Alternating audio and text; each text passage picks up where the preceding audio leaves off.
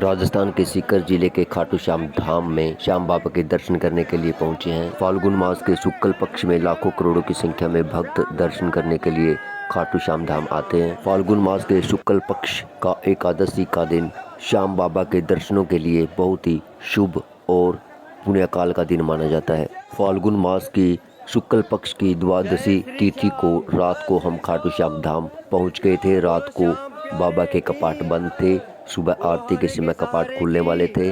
सुबह को हम लाइन की कतार में बाबा के जयकारों के साथ लाइन में दर्शनों के लिए लग गए थे।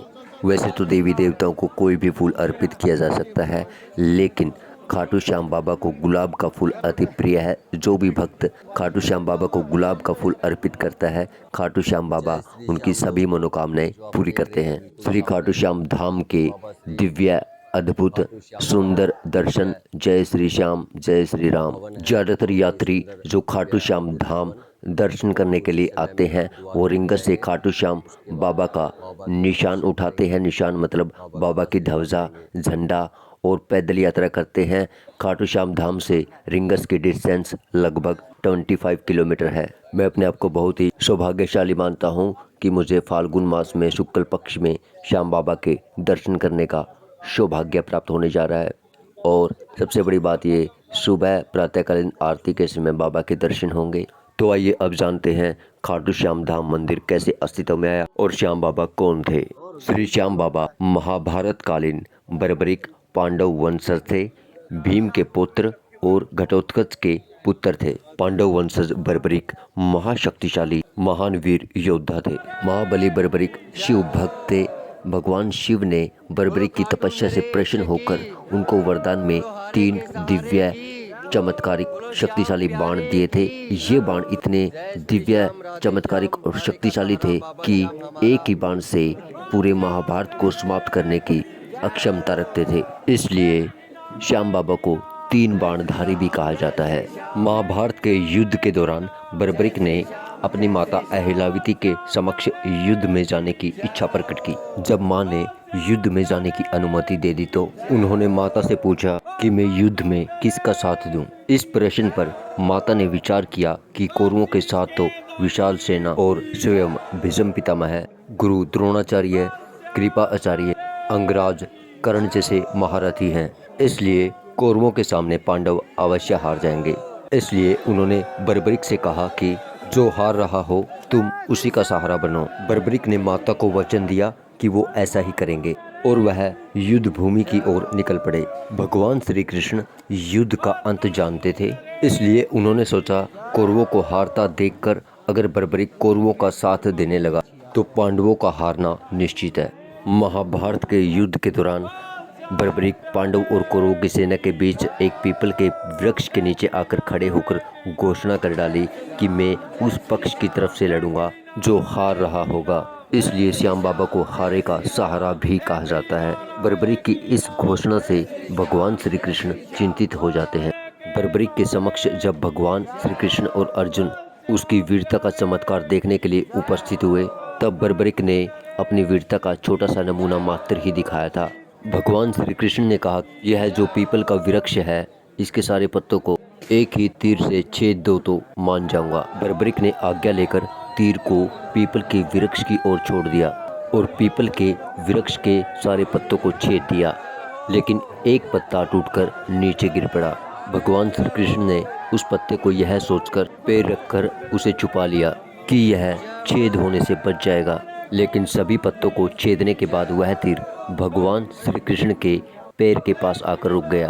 तब बर्बरिक ने कहा कि हे प्रभु, एक पत्ता आपके पैर के नीचे दबा है, कृपया पैर हटा लीजिए, क्योंकि मैंने तीर को सिर्फ पत्तों को छेदने की आज्ञा दे रखी है, आपके पैर को छेदने की नहीं। बर्बरिक के यह चमत्कार देखकर भगवान श्री कृष्ण चिंतित हो गए। भगवान श्री कृष्ण यह सब जानते थे कि बर्बरिक प्रतिज्ञावश हारने वाले का साथ देगा। यदि कौरव हारते हुए नजर आए तो पांडवों के लिए संकट खड़ा हो जाएगा, और यदि पांडव बर्बरिक के सामने हारते हुए नजर आए तो वह पांडवों का साथ देगा। ऐसे तो कभी युद्ध समाप्त होगा ही नहीं। तब भगवान श्री कृष्ण ब्राह्मण का भेष बनाकर बर्बरिक के शिविर द्वार पर पहुंच गए और दान मांगने लगे। तब बर्बरिक ने कहा, मांगो ब्राह्मण, क्या चाहिए। ब्राह्मण के भेष में भगवान श्री कृष्ण ने कहा कि तुम दे न सकोगे। बर्बरिक भगवान श्री कृष्ण के जाल में फंस गए और भगवान श्री कृष्ण ने दान में बर्बरिक से उसका शीश मांग लिया। बर्बरिक सोच में पड़ गए कि कोई ब्राह्मण मेरा शीश क्यों मांगेगा। तब उन्होंने ब्राह्मण से असली रूप में दर्शन करने की इच्छा व्यक्त की। तब भगवान श्री कृष्ण ने बर्बरिक को अपने विराट रूप में दर्शन दिए। बर्बरिक ने अपनी तलवार निकालकर भगवान श्री कृष्ण के चरणों में अपना सिर अर्पण कर दिया। भगवान श्री कृष्ण ने बर्बरिक के सिर को तेजी से अपने हाथ में उठाया और अमृत से सींचकर अमर कर दिया। बर्बरिक के बलिदान को देखकर भगवान श्री कृष्ण अपनी कलाएं और शक्तियां प्रदान करते हुए कहा कि बर्बरिक, धरती पर तुमसे बड़ा दानी ना कोई हुआ और ना कोई होगा। माँ को दिए गए वचन के अनुसार तुम हारने वाले का सहारा बनोगे, इसलिए श्याम बाबा को हारे का सहारा भी कहा जाता है। बर्बरिक ने भगवान श्री कृष्ण को दान में अपना सिर दिया था, इसलिए श्याम बाबा को शीश का दानी भी कहा जाता है। भगवान श्री कृष्ण ने बर्बरिक को वरदान दिया कि कलयुग में तुम्हारी श्याम बाबा के नाम से पूजा होगी और तुम्हारे दरबार में आकर कोई भी भक्त जो मांगेगा उन्हें वो मिलेगा, कोई खाली हाथ नहीं जाएगा।